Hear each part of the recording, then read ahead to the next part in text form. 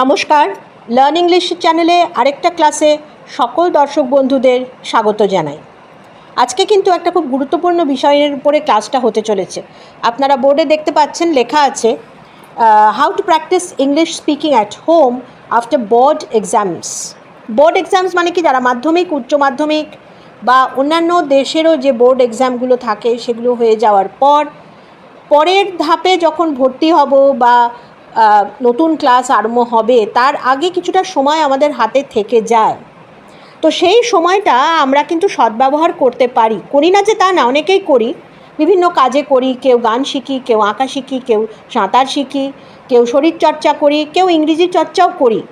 কিন্তু একটা জিনিস মাথায় রাখবেন যে ইংরেজি যাদের আমাদের মাতৃভাষা না, তাদের ক্ষেত্রে কিন্তু ইংরেজি বলাটা খুব ডিফিকাল্ট হয়ে যায়, এবং যে চর্চাটা লাগে সেটা করার জন্য যখন পড়াশুনোর চাপ থাকে তখন সেই চর্চাটা আমরা করে উঠতে পারি না। We are unable to practise when we are under academic pressure. Academic pressure মানে পঠন পাঠনের যে চাপ, কোর্স ওয়ার্ক। একটা সে আমি স্কুলের মাধ্যমিকই দিই, কি আমি স্কুলের সেকেন্ডারি লেভেলের পরীক্ষা দিই, হায়ার সেকেন্ডারি লেভেলের পরীক্ষা দিই, গ্র্যাজুয়েশন দিই, যেটাই দিই আমি, তখন কিন্তু এতটাই প্রেশার থাকে যে তখন শুধু সেই সিলেবাসটার ওপরেই আমরা কনসেন্ট্রেট করি। তখন কিন্তু আমরা যে আচ্ছা ইংরেজি চর্চাটা করি, ইংরেজিটা বলি, ইংরেজিটা শিখি, সেগুলো আমাদের মাথা দেওয়ার সময় থাকে না। সেটা খুব বাস্তব। কেন, আমি আগে তো পাশ করব, তারপর তো ইংরেজিতে কথা বলবো। আমি যদি পাশই করতে না পারি, নতুন ক্লাসে উঠতে না পারি, নতুন ইউনিভার্সিটি বা কলেজে ভর্তি হতে না পারি, তাহলে তো আমার সমস্ত সম্ভাবনাই নষ্ট হয়ে যায়। সুতরাং সেটা তো আমাকে আগে করতেই হবে। কিন্তু তার ফাঁকে ইংরেজি চর্চাটা, যাদের মাতৃভাষা ইংরেজি না, those whose mother tongue is not English, for them it's mandatory that practice is required. They should mandatorily practice. একদম মানে স্ট্রিক্টলি তাদের কিন্তু প্র্যাকটিস করতে হবে। তো প্র্যাকটিস করার সবথেকে ভালো সময়টা হচ্ছে যখন আমার বোর্ড এক্সাম বা ফাইনাল এক্সাম বা ক্লাসে ওঠার পরীক্ষা হয়ে গেল, আবার পরেরটা আরম্ভ হতে হয়তো মাসখানেক সময় আছে, সেই সময়টা কিন্তু আমি ভালো করেই ব্যবহার করে নিতে পারি। তো কথা হচ্ছে যে স্বাভাবিক ক্ষেত্রে যেটা মাথায় আসে সেটা হচ্ছে যে কেন আমি কোনো স্পোকেন ইংলিশ ইনস্টিটিউটে ভর্তি হয়ে যাব। সে তো নিশ্চয়ই সব দেশেই এগুলো রয়েছে, যে দেশে বিশেষত মাতৃভাষা ইংরেজি না সেখানে তো রয়েইছে। তো সে তো আমরা সবাই পারি, যে কোনো ইনস্টিটিউটে ভর্তি হলাম এবং সেখানে ক্লাস করলাম এবং ভাবলাম ইংরেজি শিখে যাব। কিন্তু জিনিসটা কিন্তু এতটা সোজা না। যদি একটা ইনস্টিটিউটে গিয়ে ভর্তি হয়েই ইংরেজি শেখা যেত, তাহলে তো ভর্তি হলেই আমি ঝরঝরে ইংরেজি বলতে আরম্ভ করে দিতাম। তা কিন্তু ব্যাপারটা একেবারেই না। সুতরাং গোড়ায় যে জিনিসটা এটার সব কিছুর সাথে অন্তর্নিহিতভাবে যুক্ত আছে বা inextricably allied, that is practice. Practice is a very very important method, way, manner, যার দ্বারা কিন্তু আমি ইংরেজিটা সাবলীলভাবে, অনর্গল, উইথ ফ্লুয়েন্সি, উইথ অ্যাকিউরেসি আমি কিন্তু বলতে পারবো। এবং বলতে পারলে আমার কি হবে, আমি কমিউনিকেট করতে পারবো বিশ্বের সাথে। Because English is a very very important language for the entire world. এবার কথা হচ্ছে তাহলে প্র্যাকটিসটা তো আমার, যেখানে আমি শিখছি, যে সংস্থাতে শিখছি, সেখানে তো সেই দিন ক্লাসে প্র্যাকটিস করিয়ে দিল। তারপর আমি বাড়ি এসে আমি আমার মাতৃভাষায় কথা বলতে আরম্ভ করে দিলাম, ভুলে গেলাম কি শেখানো হয়েছিল। চর্চার অভাবে কিন্তু জিনিস মানে ইন্টারনালাইজ করা হয় না, শেখা হয় না। ইন্টারনালাইজ মানে পুরোপুরি শিখে ওঠা। সুতরাং আমাকে যেটা প্রথমেই করতে হবে সেটা হচ্ছে নিজের একটা রুটিন করে নিতে হবে। আমি ভর্তি হতে পারি যে কোনো ইনস্টিটিউটে, সেটাতে কোনো অসুবিধা নেই, কিন্তু নিজের প্র্যাকটিসটা নিজের, সেটা আমি কিভাবে করব, এবং সেটা সব থেকে বেশি জরুরি। হয়তো দেখা যায় সেই প্র্যাকটিসের দৌলতেই যে কোনো লোকই খুব ভালোভাবে ইংরেজিতে কথা বলতে পারছেন। তাহলে প্রথম প্র্যাকটিসটা আমি কি করব, আমি কিভাবে এগোবো? কেননা আমি তো ইংরেজি জানি না একেবারেই, তাই না? এটাই আপনারা সবাই বলবেন যে আমি কিভাবে প্র্যাকটিস করব। প্রথমত যেটা করতে হবে, একটা রুটিন নিজের জন্য করে নিতে হবে। ফার্স্ট একটা রুটিন, মানে আমি সারা দিনে এই কাজ করি। আমার এখন স্কুল নেই, কলেজ নেই, ফাইনাল পরীক্ষা আমি একটা দিয়েছি, পরেরটা আবার আরম্ভ হতে মাসখানেক ধরলাম দেরি আছে বা 1.5 মাস দেরি আছে। এই সময়টা আমি বাড়িতে রয়েছি পড়াশুনো বাদে, স্কুলের কলেজের পড়াশুনো বাদে, তাহলে আমার একটা রুটিন আছে। আমি সকালবেলা ঘুম থেকে উঠছি, এই কাজ করছি, এই জিনিস করছি, তাই না? আমার একটা রুটিন আছে। তো সেই রুটিনটার মধ্যে আমি সকালে এবং বিকেলে 15 মিনিট করে রাখবো, মানে এবেলা 15 মিনিট, ওবেলা 15 minute, that amounts to 30 minutes, 15 + 15 30 minutes রাখবো। এটা আমার অ্যালটেড থাকবে। কিসের জন্য? ইংরেজি প্র্যাকটিসের জন্য, অনুশীলন, তাই না? আমাকে প্র্যাকটিস করতে হবে, প্র্যাকটিস। এইবার প্র্যাকটিসটা আমি ফার্স্ট ধাপে কি করব? ফার্স্ট ধাপে করব হচ্ছে I will read the English newspaper everyday আমি ইংলিশ নিউজ পেপারটা পড়ব। এবার ইংলিশ নিউজ পেপারটা আমি পড়ব কিভাবে? আমি প্রথম পাতাটা নিলাম, বা যে কোনো একটা পাতা নিলাম, ধরা গেল আমার স্পোর্টসের পাতাটা খুব ভালো লাগে, ঠিক আছে, আমি সেটাই নিলাম, নিয়ে সেটা পড়লাম। সেখানে যা যা তথ্য আছে আমি পড়লাম, কিছুটা বুঝলাম, কিছুটা বুঝলাম না, ঠিক আছে, নাও বা যদি বুঝি, আমি যতটুকু পড়লাম, আমি একবারে কিন্তু একটা পুরো পেজ পড়তে পারবো প্রথমেই, সেটা না। আমি 4 লাইন পড়লাম। এবার আমি যখন 4 লাইন পড়ছি, পড়তে পড়তে অনেক ওয়ার্ড আমার মাথায় আসবে যেগুলো কিন্তু কঠিন, যার মানে কিন্তু আমি জানি না। সুতরাং সেগুলো একটা খাতায় আমি নোট করে রাখবো, এবং নোট করে রাখার পর আমি কি করব? আমি ডিকশনারি কনসাল্ট করব, গুগল করব না, আমি ডিকশনারি কনসাল্ট করব। কেননা ডিকশনারিতে যে বইয়ের পাতা উল্টে আমি যখন বানানগুলো দেখছি, ওয়ার্ডগুলো খুঁজছি, তখন একটা ওয়ার্ড খুঁজতে গিয়ে আমি আর 14টা ওয়ার্ডে আমার চোখ পড়ছে। তাতে আমার স্পেলিং, আমার ভোক্যাবুলারি, আমার মিনিং মানে অর্থ, সেই ওয়ার্ডগুলোর সমস্ত কিন্তু আমার চোখের সামনে আসছে, এবং একটা দেখতে গিয়ে আরেকটা দেখবার ইচ্ছাটা আমার মধ্যে জাগছে, এবং ভাষার সাথে আমার যোগসূত্র স্থাপন হচ্ছে। I am creating an association, or I am trying to familiarize myself with the words and their meaning and their use. এটা আমাকে করতেই হবে। এবার 15 মিনিটের মধ্যে আমি 5 মিনিটই কাগজটা পড়লাম, মানে কাগজটা পড়া মানে এইভাবে কাগজটা পড়া। আমরা কাগজটা অনেকভাবেই পড়ি, ট্রেনে যেতে যেতেও কাগজ পড়ি, কিন্তু এইটা হচ্ছে নলেজের জন্য পড়া। সেটা আমি 4টে লাইন নেব, নিয়ে আমি এইভাবে পড়ব, ফাইন্ডিং আউট দ্য ডিফিকাল্ট ওয়ার্ডস এবং তার মানে বার করে নেওয়া।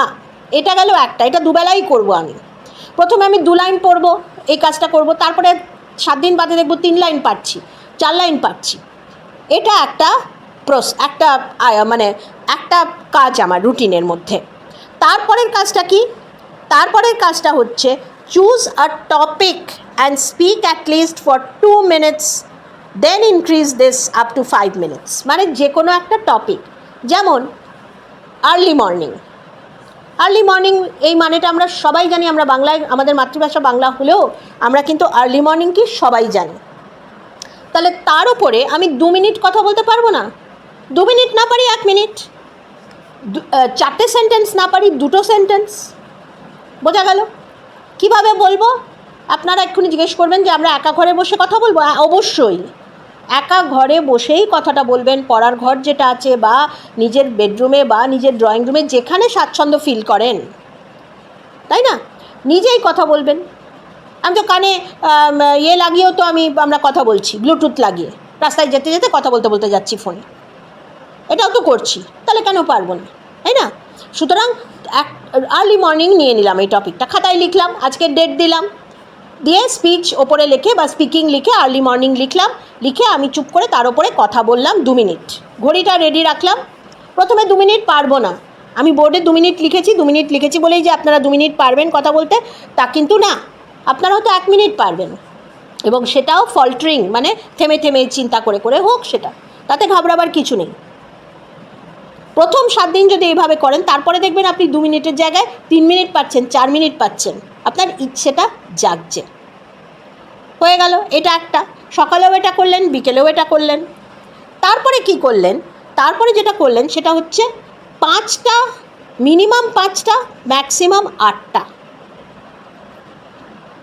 এই যে আর্লি মর্নিংয়ের ওপর আপনি কথা বলেছেন, এর ওপরে আপনি যেটা বলেছেন সেটাই আপনি লিখে ফেলুন। 5টা সেন্টেন্স লিখুন, 5টা না পারলে 3টে লিখুন, 3টে না পারলে 2টো লিখুন। বোঝা গেল? আচ্ছা, তাহলে কি হলো? আমার লেখাটাও হলো, আমার বলাটাও হলো তার সাথে সাথে, মানে আমি যেটা চিন্তা করলাম সেটা আমি পুট ডাউন করলাম, প্লাস বলেওছি, আগে বলছি তারপরে লিখছি। তাহলে আমার কিছুটা জিনিসটা, মানে মুখস্থ বলবো না, ভাষা তো মুখস্থ করে শেখা যায় না, আমার বোঝা হয়ে গেল যে এই জিনিস আমি বলতে পারি, তাই না? আচ্ছা, তারপরে হচ্ছে কি চিলড্রেন স্টোরি বুক। এবার আপনারা যারা ক্লাস 10 পরীক্ষা দিয়েছেন বা ক্লাস 12 পরীক্ষা দিয়েছেন, মানে সেকেন্ডারি হায়ার সেকেন্ডারি যেগুলো যারা দিয়েছেন, যে দেশেই থাকুন, যাদের মাতৃভাষা বাংলা, মানে বাংলা আছে ইংরেজি না, বা হিন্দিও যারা মাতৃভাষা কিন্তু বাংলায়, আমি তো এটা তো বাংলা আর ইংরেজি মিশিয়ে আমি ক্লাসটা নিচ্ছি, অনেকে হিন্দি ভাষী লোক আছেন কিন্তু তারা বাংলা খুব ভালো বোঝেন, হ্যাঁ খুব ভালো বাংলা বোঝেন, তো তারাও যদি ভিডিওটা এটা দেখেন তারাও কিন্তু এই জিনিসটা করতে পারেন অবশ্যই। এবং আপনারা কি করবেন, চিলড্রেন স্টোরি বুকস, মানে ক্লাস 5-6-এর ছেলেমেয়েরা যেই স্টোরি বুকগুলো পড়ে সেইগুলো একটুখানি জোগাড় করার চেষ্টা করবেন। এখন তো এতেই আছে, মোবাইলেই আপনারা পেয়ে যাবেন, ডাউনলোড করে পড়তে পারেন। আর সেই গল্পগুলো যদি খুব সিম্পল সেগুলো হয় তো বাচ্চাদের, সেগুলো যদি পড়তে পারেন তাহলে কিন্তু ইংরেজি কনস্ট্রাকশনটা খুব ভালো হয়ে যায়।